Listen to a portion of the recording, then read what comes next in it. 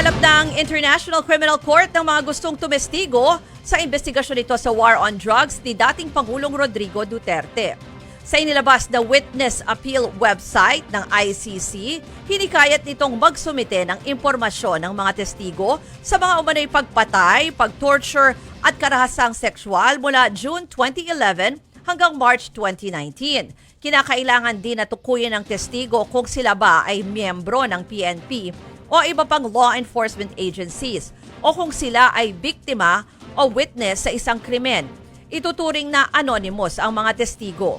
Pero kabilang sa mga hinihingi ay ang cellphone number at email address nila.